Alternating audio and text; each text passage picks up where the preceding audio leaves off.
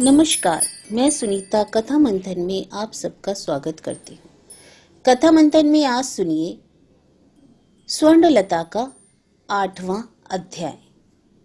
स्वर्णलता से संबंधित सारे पार्ट्स आपको 1 बाय 1 इसकी प्लेलिस्ट में मिल जाएंगे, जिसका लिंक मैं आपको डिस्क्रिप्शन बॉक्स में दे दूंगी। आप वहां जाकर के देख सकते हैं।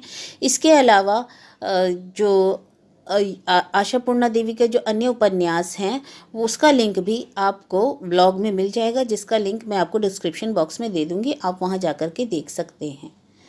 तो चलिए शुरू करते हैं स्वर्णलता का 8वां अध्याय। आपने देखा था कि स्वर्णलता अपने मायके जाती है, किंतु वहां एक दिन भी नहीं रह पाती है और वापस आने को उद्यत हो जाती है, क्योंकि वहां पे उसके पिताजी तरह तरह के प्रश्न करते हैं।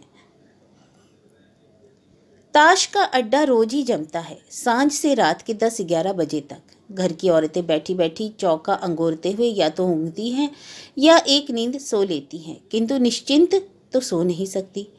बैठके से कब 4 बीड़ा पान या टिकिया सुलगाकर भेजने का हुक्म आ पहुंचेगा, ठिकाना तो नहीं।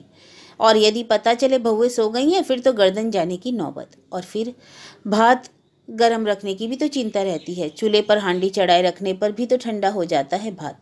कितनी देर तक ताश पीटने के बाद लौटने पर यदि पुरुषों को ठंडा भात ले तो दिमाग ठंडा रखना कठिन ही है। फिर भी छुट्टी के दिनों से और दिनों की तुलना ही नहीं हो सकती। छुट्टी के दिन अड्डा भोजन के तुरंत बाद ही जम जाता है और चलता भी है आधी रात तक। पान लगाते लगाते बहुओं और तंबाकू चढ़ाते चढ़ाते बच्चों की जान निकल जाती है। हर क्षण हुक्म आता है और जरा भी देर हुई कि डांट। सुबोध के सिवाय तीनों भाई ताश के कीड़े हैं। सुबोध जरा नींद कातर आदमी है, सवेरे सवेरे खाकर सो जाता है और सोने के लिए जाते हुए कह जाता है, ताश शतरंज पासा ये 3 करम नाशा। तुम लोगों को इस करम नाशा नशे ने दबोचा है। प्रभास बेपरवाह हंसी हंसकर कहता है, सो है, इससे नींद कहीं कीमती चीज है क्यों भैया? सुबोध लज्जित नहीं होता है, कहता है, 1000 बार, नींद है दिमाग की खुराक। शरीर को जैसा है अन्न, दिमाग को है नींद। इस नए ज्ञान लाभ से प्रभास अवश्य धन्य नहीं होता है। कहता है, अति भोजन भी अच्छा नहीं है। सुबोध हंसता है, अति से मतलब भगवान ने क्या घंटे का दिन दिया है और क्या घंटे की रात, हिसाब करके देखो, तुम करो। प्रभास कहता है। प्रभास के बोलने चालने का यही लहजा है। बड़ों से बोलने में नम्रता की नीति अभी है। प्रभास ये शायद ही मानता है। घर में यह रवैया चालू हो गया है कि हर कोई प्रभास का ही अदब करेगा।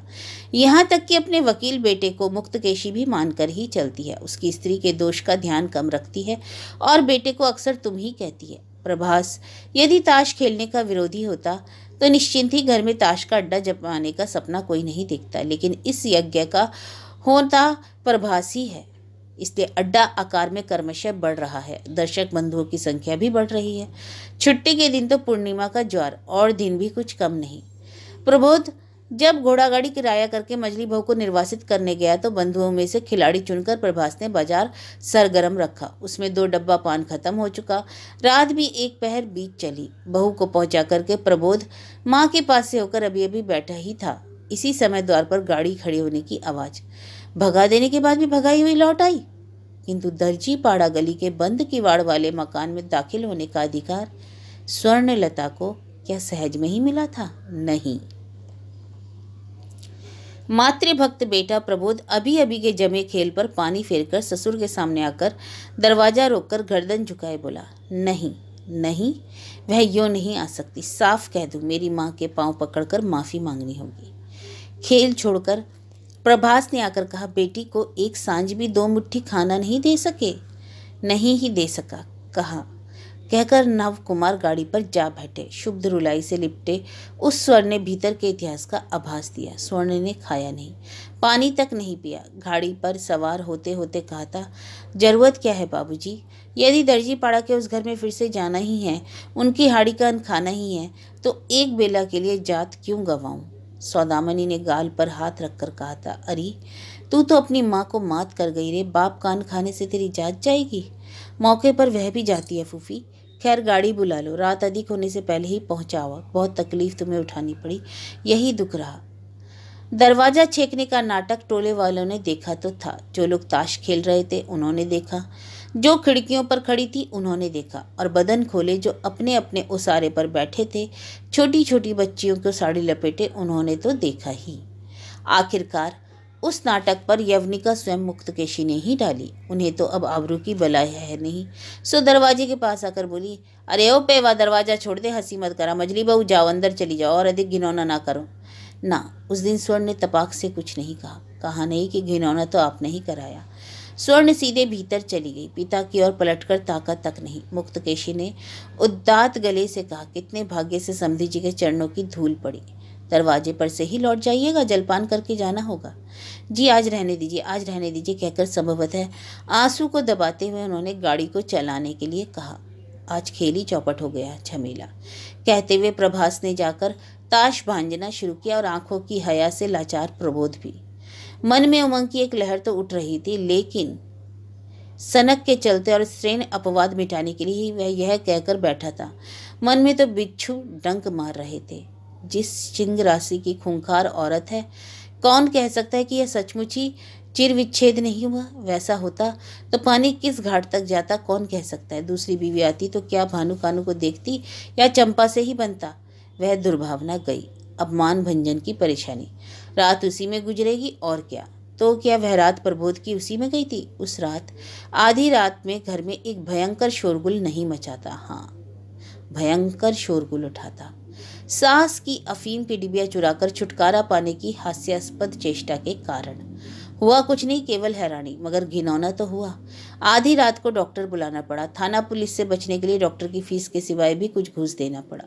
हालांकि गिलास गिलास नमक पानी पिलाने के अलावा डॉक्टर ने और कुछ भी नहीं किया। उस बेहयाई के लिए स्वर्ण को जीवन भर बहुत लांछना गंजना सहनी पड़ी थी। यहाँ तक कि जो जेठ कभी कुछ नहीं कहता था, उसने भी कहा, बोराबंदी नाटक उपन्यास पढ़कर यही हुआ और क्या। सो स्वर्ण ने पढ़ा ठीक ही है, बोराबंदी ही पढ़ा है। उन बोराबंदी किताबों की कृपा से बातें भी बोराबंदी ही सीखी, किंतु अफीम की मात्रा कितनी होने से यह घिनौना का बजाय काम का होता, यह नहीं सीखा। यदि वह सीखा होता तो उसके जीवन नाट्य में वहीं यवनिका गिर जाती। जहर की मात्रा के बारे में कभी जो ज्ञान होता उसे। लेकिन छोड़िए वह बात। अभी प्रबोध चंद्र और स्वर्णलता की जो बड़ी तस्वीरें बड़े लड़के के कमरे में आमने सामने टंगी हैं, उन पर फूल की माला है। हर साल मृत्यु की वर्षगांठ पर पुरानी के बदले नई माला दी जाती है। सार्थक जीवन की उस प्रतिमूर्ति को देखकर कौन कह सकता है कि मिट्टी का तेल बदलने उलटने के सिवाय खुद खुशी के जितने भी तरीके हैं, उसने एक बार सबको आजमाया है। लेकिन ताज्जुब, अंत तक हर उपाय में कोई ना कोई त्रुटि रह गई। शायद हो कि वही स्वर्ण के कर्म में लिखा हो, नहीं तो यह किसने कब सुना है कि आदमी छत से कूदकर भी बच जाता है। लेकिन रसोई की छत नीची फिर भी है तो छत ही, उसी छत से तो गिरी थी। तब से छत की सीढ़ी बंद करके रखी जाती थी। कुंजी मुक्तकेशी के पास रहती और गंगा मैया ने ही क्या कोई दया दक्षिण दिखाया, कुछ नहीं। योग में जिद करके सास के साथ गंगा नहाने गई, आजमाया, नहीं हुआ, लाभ ही नहीं हुआ। किसी ने कभी विश्वास ही नहीं किया कि स्वर्ण ने डूब जाने की जी जान से कोशिश भी की, इसमें सफल नहीं होती थी। जो साथ जाती थी वही उसका हाथ पकड़ कर खींच लेती। जा कह रही हो, घाट के पास ही रहो ना, उतनी दूर जाने की क्या जरूरत। आखिर स्वर्णलता इतनी ऊब ही क्यों गई है। उमा, शीशी, गिरी बाला, बिंदु, ये भी तो इसी परिवेश में रही। कहाँ वे तो रात दिन मरने की नहीं बौखलाती हैं। हो सकता है मूल कारण बोरा बोरा नाटक उपन्यास पढ़ना हो, और कोई कारण नहीं दिखता। किंतु बोरो पुस्तकें लाने वाला था कौन। उस युग में 50 साल पड़े उस घर के अंधेरे अंतःपुर में वे आती किस रास्ते से थी। नई नई किताब और पत्र पत्रिकाएं आती भी थी तो भी अंदर चलते साहित्य की खबर क्या वह रखता था। वह ला देने वाला या कि स्वर्णलता के कहे मुताबिक ला दिया करता था।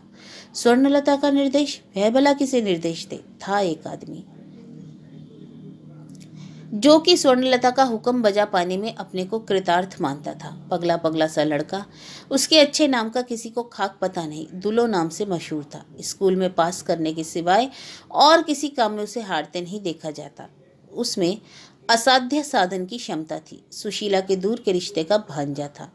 उसी नाते इनके घर को ननिहाल कहता था, स्वर्ण को कहता था मामी। स्वर्ण को किताब पहुंचाने का भार उसी ने लिया था। क्यों लिया था क्या जाने, संभवतः उसकी बावली बुद्धि में औरों को खुश करने की प्रेरणा ही कारण हो। उसे सबको खुश करने की इच्छा होती थी और मजली मामी पर एक अहेतुक आकर्षण था। उसे लगता हृदय के क्षेत्र में कहीं किसी जगह दोनों समगोत्र थे। इस घर की मजली बहू भी पगली सी है और वह तो सर्वजन विदित ही है। दुल्लो कहाँ से जो सब प्रकार की पुस्तक पत्रिका जुटाकर लाता था, यह वही जानता। स्वर्णलता पूछती तो कहता, मल्लिक बाबू के यहाँ से लाता हूँ। मल्लिक बाबू तो सब तरह की किताबें खरीदते हैं, उनके रुपयों की तो कोई कमी नहीं है। कहते हैं, अरे दुल्लो, लक्ष्मी सार्थक होती है सरस्वती को खरीदने से। किस जरिए से दुल्लो लक्ष्मी के वर पुत्र और सरस्वती के प्रिय पुत्र इन मल्लिक बाबू के यहाँ प्रवेश की छूट पा गया था, यह शायद दुल्लो भी स्वयं भूल गया था। लेकिन यह देखने में आता है कि उसी की गतिविधि वहाँ आबाद है। दुल्लो जितना चाहता है किताबें ले आता है। मामला संदेहजनक है। स्वर्ण को भी संदेह हुआ था, चोरी तो नहीं करता।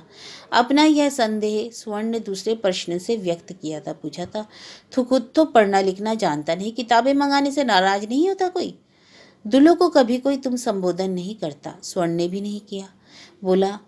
बोली, तू तो पढ़ता नहीं, वे शुद्ध नहीं होते। दुल्लो ने औरत की तरह गाल पर हाथ रखा। शुद्ध कहती क्या हो? जो किताब पढ़ना पसंद करते हैं मलिक बाबू ने बहुत चाहते हैं, और स्त्रियां पढ़े तो और भी। कहते हैं, ये स्त्रियां जब तक मनुष्य नहीं बनती अपने देश का दुख नहीं दूर होने का। उनके घर के कभी सभी तो काला अक्षर बैस बराबर है। कहते हैं, एक तो मेरा भक्त झूठा है, सो भी निपट गंवार। मेरा नसीब ही ऐसा है। मुझे अगर पढ़ने से प्रेम होता तो मल्लिक बाबू शायद अलमारी सहित सारी किताबें ही मुझे दे देते। अच्छा मजली मामी, यह मल्लिक बाबू जो रात दिन देश का दुख कहते रहते हैं, ये देश का दुख क्या है? दुख है, तू नहीं समझेगा। स्वर्ण उत्तेजित होती। तेरे मलिक बाबू देश के बारे में और क्या कहते हैं? कितना कुछ कहते हैं, ढेरों लोग आते हैं और बैठक में वही बातें तो होती हैं। तू नहीं सुनता वह सब? स्वर्णलता ने दबे किंतु उत्तेजित स्वर में कहा। मजली मामी के ऐसे भाव का कारण दुल्लो ने समझा नहीं। वह हंस पड़ा और बोला, सुनता क्यों नहीं? एक कान से सुनता हूँ, दूसरे कान से निकाल देता हूँ। ऐसा क्यों करता है? याद नहीं रख सकता? दुल्लो ने अवाक होकर कहा, जरा सुन लो बात। मुझे काहे का दुख है कि मैं शौक से जबरन बुलाए दुख को अपनाऊं? मजे में तो हूँ। नहीं, मजे में नहीं है, स्वर्ण ने उत्तेजित स्वर से कहा। दुख है, उसे समझना होगा। दुल्लो ने मन में सोचा, मलिक बाबू और अपनी यह मजली मामी एक ही जात की पागल है। फिर कह उठा, मलिक बाबू ठीक तुम्हारी जैसी ही बातें करते हैं। वह कहीं तुम्हें देख पाते तो बेदाग खूब प्यार करते। तुम्हें देखने की इच्छा भी है उनकी। स्वर्ण के रोंगटे खड़े हो गए। वह झट बोल उठी, धत बुद्धू, ऐसा नहीं बोलना चाहिए। खबरदार, फिर कभी जबान पर एक बात मत लाना। यह सब बातें। दुल्लो ने सकुचाते हुए कहा, उस दिन वे कह रहे थे ना? क्या कह रहे थे? कह रहे थे स्त्री होकर इतनी कठिन कठिन पुस्तकें इतनी जल्दी पढ़ डालती है। खुशी होती है। तेरी मजली मामी के देखने को जी चाहता है। चुप, बिल्कुल चुप। स्वर्ण उस बावले लड़के को रोक दिया करती, किंतु रोक ही नहीं पाती थी अपने भीतर को, तुरंत की चाह लहर को। स्वर्ण की ही क्या इच्छा नहीं होती है किताबों से भरी अलमारियों से सजे उस कमरे और उस कमरे के मालिक को देखने की, जिसे स्वर्ण ने देवता स्वरूप सोच रखा है? देवता नहीं तो और क्या। जो आदमी समझता है कि सरस्वती का आहरण ही लक्ष्मी की सार्थकता है और देश का दुख जिसके हृदय को स्पर्श करता है, वह देवता ही तो है। दुनिया में ऐसे लोग भी हैं। वह इन दुखों की चर्चा करते हैं, भाषण देते हैं। सुरेंद्र बनर्जी से उनकी जान पहचान है। रवि बाबू को भी बहुत बार देखा है। ओह, कैसा अलौकिक! किंतु उनकी पत्नी को यह सब फूटी आंख नहीं सुहाता। वह क्या तो गीले कपड़ों में घर में रात दिन गोबर पानी छींटती रहती है। अजीब अजीब है, यह दुनिया ही क्या ऐसी है। किसी पत्रिका में स्वर्ण एक लेख पढ़ी रही थी, अजगर की कहानी। वह अजगर अपने हिम शीतल आलिंगन में धीरे धीरे लपेटता है, आंखों नहीं पड़ता। इस आहिस्ता से दबाव डालता है कि और वह दबाव कर्मशः टेढ़ा और कठिन हो उठता है। उस अदेखे निर्मम दबाव से बाहर से चेहरे को हूबहू साबित रखते हुए वह शिकार की हड्डियों को पीस डालता है। पढ़ते पढ़ते उत्तेजित हो रही थी वह। किसी और चीज से उस अजगर की प्रकृति का मेल दिखाई दे रहा था उसे कि खिड़की पर ठकठक हुआ। स्वर्ण का चेहरा खिल उठा। वह उठ खड़ी हुई। फिर किताब। दुल्लो के प्रति कृतज्ञता से मन भर उठा। अपनी इतनी उम्र में स्वर्ण ने इस पगलेट लड़के से अकारण प्रेम का प्रकाश देखा है। खिड़की पर ठक ठक, किताब लाने का संकेत। एक तल्ले में गली की और स्वर्ण ने दोपहर को आराम के लिए कमरा ले रखा है। यहाँ से इस तरीके से यह काम आसानी से होता है। दुल्लो खिड़की ठकठकाता है, स्वर्ण खोल देती है। दुल्लो उसी से किताब दे देता है। इसके सिवाय और उपाय क्या है? रोज रोज इतना नाटक उपन्यास पहुंचाते देखकर घर की गृहिणी और उसके बेटे दुल्लो को काट ना डालेंगे? यह कमरा वास्तव में घर की सारी आपद बला का कमरा है। सीढ़ी घर तो है नहीं, इसलिए यह प्रायः पाताल घर ही है। भीतर के अंधेरे दलान की तरफ एक दरवाजा है और पीछे की अंधेरी सी गली की और दो खिड़कियां। आकार में लिहाज से उन्हें रोशनदान कहना ही ठीक है। उन खिड़कियों से प्रकाश की जो दो रेखाएं कमरे में आती हैं, वही स्वर्ण की आलोक वर्तिका है। उतनी सी रोशनी के ही सहारे पड़ती है, यह स्वर्ण ही पड़ सकती है। कभी भंडार घर से अरमराती एक चौकी को बेकार समझकर इसमें डाल दिया गया था, वही स्वर्ण की राजशैया है। यह कमरा खासा ठंडा है, कोई झमेला नहीं। इसी बहाने स्वर्ण दोपहर में यहीं पड़ी रहती है। अब दोपहर के अवकाश में स्वर्ण को सुपारी काटना या चावल दाल बीनना नहीं पड़ता था। बहुओं की बच्चियां बड़ी हो गई हैं, वे ही कर लेती हैं, और फिर जो करे सो करे, स्वर्ण हरगिज नहीं करेगी। स्वर्ण को इतना आराम तो चाहिए ही। चौकी को सिरहाने वाली खिड़की को खोलकर चौकी की स्वर्ण किताब पढ़ रही थी। दूसरी खिड़की बंद थी, उसी में से ठक हुई।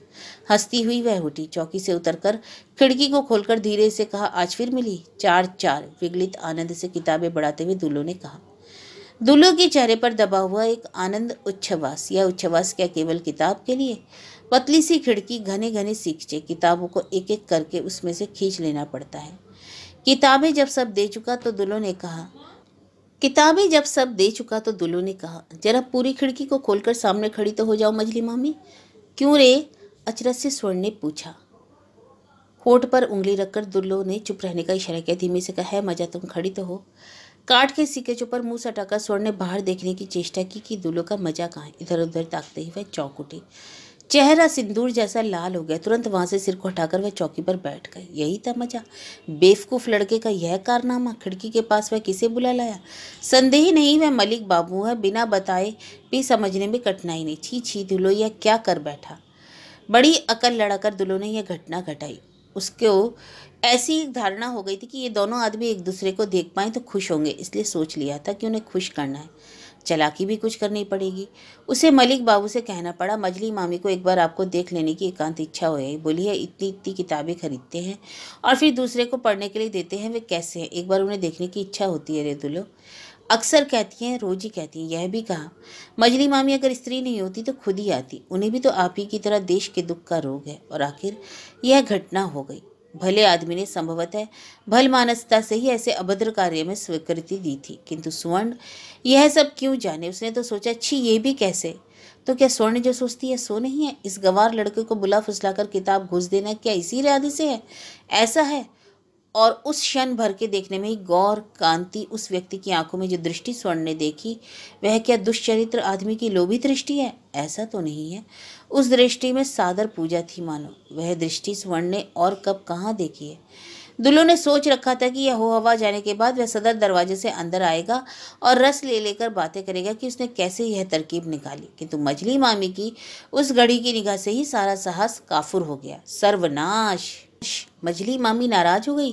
घरचे बेचारा आशा के कैसे कैसे सपने देखता आया, भाग निकला जाए, लेकिन दुल्लो से भागते ना बना। इस भयंकर घटना पर नजर पड़ी और किसी के नहीं, प्रभास चंद्र की। तबीयत उसकी वैसी अच्छी नहीं थी, इसलिए पहले ही कचहरी से लौट आ रहा था। दूर से देखा 2 आदमी गली में घुसे। एक तो दुल्लो था और दूसरा प्रभास ने धीरे धीरे पीछा किया और उसके बाद ही इस बुरी हरकत पर नजर पड़ी। खूबसूरत से एक भले आदमी, बदन पर महीन अदी का कुर्ता, महीन धोती, मजली बहू के उस आराम घर की खिड़की के सामने जा खड़ा हुआ। जूलियट रोमियो जैसे, जैसे जमुना तट का कृष्ण कन्हैया। दुल्लो ने कोई चीज अंदर दी। भला यह देखकर भी मर्द का खून खौल ना उठे? मुक्तकेशी के बेटों को अपने खानदान की इज्जत का ख्याल नहीं है? कहीं प्रबोध होता तो मुक्तकेशी की गली में आज एक खून ही हो जाता, चाहे दुल्लो का चाहे उस प्रेमिका का। गनीमत था कि प्रभास्ता जान बच गई। उस आदमी के बदन पर हाथ लगाने में हिचक हुई। देखने से लगा बड़े आदमी का बेटा है। बाद में पेंच मारकर वकील के घर कुछ ले आना होगा, इसलिए कुछ रुकी बात और सिर्फ नाम पता पूछकर ही छोड़ दिया। लेकिन दुल्लो तो कुटुंब का लड़का था, इसलिए उस पर रियायत की गई? नहीं, वैसा नहीं किया गया। दुल्लो का अकल कम है, बदन नहीं। मोहल्ले के लोग गुंडा कहते हैं। वही दुल्लो उस दिन मार खाते खाते बेहोश हो गया था। मोहल्ले के लोगों ने भी मार लगाई। कुत्ते की नई जीभ निकालकर हाफते हाफते आकर झूल पड़ा था वह। किंतु आंधी क्या इतनी ही आई? मर तो नहीं गया। आंधी को आंधी कहे, बदन का दर्द मिटने इसमें क्या दिन लगेंगे। आंधी दूसरा रूप लेकर घर पर टूट पड़ी। घर की मछली बहू रास्ते पर निकल आई और उस खूंखारपन से उठने अधमरे उस लड़के को छीन लिया। घूंघट उठाकर ऊंचे गले में बोल उठी, आप लोग आदमी है कि कसाई? बोली, अजी इसे क्यों? मुझे मारिए, यह दुल्लो का नहीं मेरा पावना है। बोली, मारकर यदि मुझे मार ही डालते तो आप लोगों को भी रिहाई मिलती और मुझे भी। गला खोलकर बोली थी। इतना ही नहीं, उस लड़के को झपटकर छीनने में मोहल्ले के मर्दों के हाथों से हाथ भी छू गया था। इसके बाद एक खौफनाक तूफान उठेगा, इसमें ताज्जुब ही क्या है। उस आंधी की मिसाल चेत बैसाख की सांझ को मिलती है काल बैसाखी से। जिस आंधी में पेड़ उखड़ते हैं, छप्पर उड़ते हैं, पक्के की दीवारें भी हिल जाती हैं। जैसे तूफान से दर्जी पाड़ा की यह गली उद्याम हो उठी थी, विभत्स हो उठती है। 10-12 घरों के बासी चूल्हे की राख, झूठा भात और झूठी पत्तलों से छलका हुआ डस्टबिन लुढ़कता रहता है। पत्ते और गंदे कागज के टुकड़े उजड़ उजड़ कर गृहस्थ के घरों में आ जाते हैं। पूरी की पूरी गली कतवार का कुंड बन जाती है। काल वैशाखी की वही आंधी उस दिन मुक्तकेशी के यहाँ उठी। इतने दिनों के बाद लोगों को यह भेद मालूम हुआ कि सती लक्ष्मी मजली बहू के नीचे उसी कमरे में विश्राम करने की इच्छा क्यों थी। तेज वाली पाजी। लोग इतना ही जानते थे, अब पता चल गया कि कितनी गई बीती, कितनी जांबाज है। मुक्तकेशी ने कहा था, पेबो, यदि तेरे बदन में आदमी का लहू है तो उस बहू को मारे लातों को मार डाल दो, और अगर जंतु जानवर है तो बीवी को मत्थे पर उठाकर अलग हो जा। यह मुक्ता ब्राह्मणी बिगड़ी औरत को लेकर घर नहीं चला सकती।